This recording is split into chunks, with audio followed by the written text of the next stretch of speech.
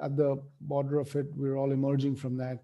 Um, People want their teams, CEOs and leaders want their teams to get back together, to become more cohesive, resolve a lot of this conflict, talk it through, get over the stress. Is there anything from Gestalt, a technique? So I'm just going a little, um, I'm going down from a 50,000 foot view now to a granular kind of a thing. Is there a method that you would say is very useful uh, for a facilitator to use, especially if he's trying to get teams together and talk things up and clear the baggage that's been accumulated?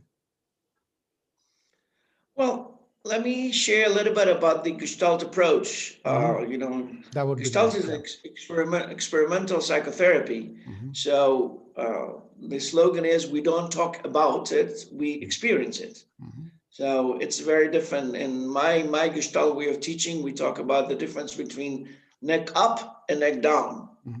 Neck up, it means that we move into thought, into thinking, into cognition.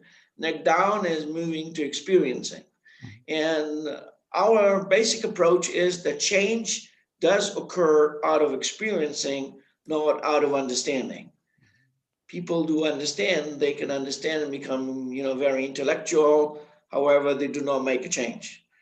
And what we do search is what really does create a change, how change does occur.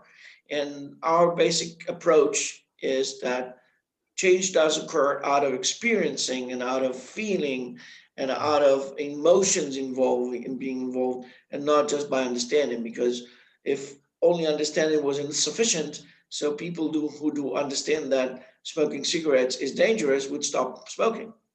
Or as you talked about my belly, I understand that bad eating habits are not good, but then it doesn't mean if I know about it, that means I'll stop it.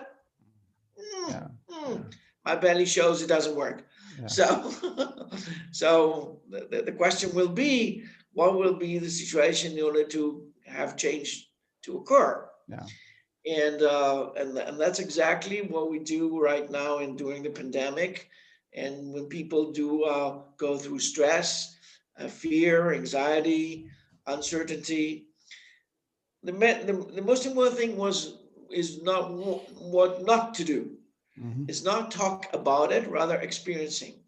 Rather, experiencing takes creativity. For example, I'm just imagining a team that I work with right now. So, Hmm.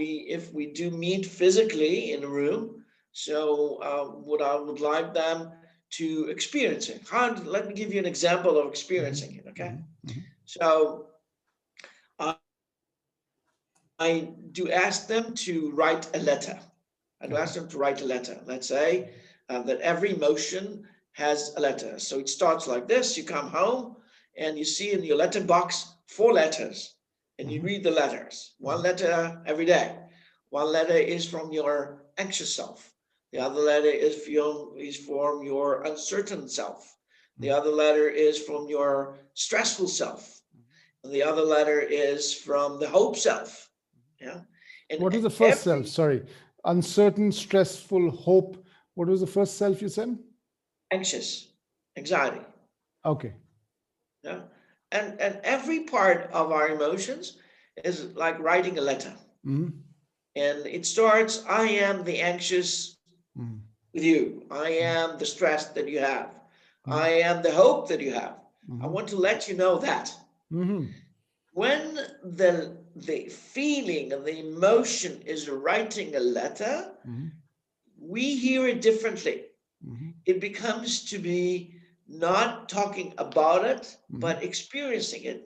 Hmm. Because then, and the best way, for example, the best way, Hmm. if we sit in a team, I give you the letter that I have written. Hmm. You read the letter, and then you read out the letter to me. Okay. When I sit like this, and listen, let's say you are my pair, you are Hmm. my partner, Hmm. and you read out the letter that I have written as Hmm. the stress, Hmm. as the hope. Hmm. And when I hear it, and in NLP, we talk about auditory, kinesthetically, and visually. Yeah. So when I hear it, Mhm. it does create emotional sensations in me. It does Mhm. provoke feelings in me. For example, when I hear the hope self, Mhm. that's completely different experience. Just naming it. Say, well, I wish I had hope. I Mhm. wish, let's talk about stress.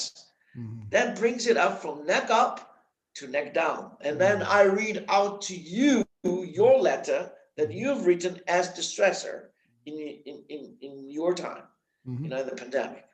That's, for example, a simple exercise, Mhm. which is so influential because Wow. we divide it into, every emotion or every reaction, human reaction has its own entity, Mhm. and the entity has a speech, has a monologue. All right. And then the second part of it is that I read out to you all the four letters, Mhm. one after the other, Mhm. and I ask you to which letter your body reacted Mhm. strongly. Mm. See what is how you prioritize. Which letter spoke to you the best, Mhm. and then what will be your response letter to this? How would you Mhm. respond to this letter? Mhm.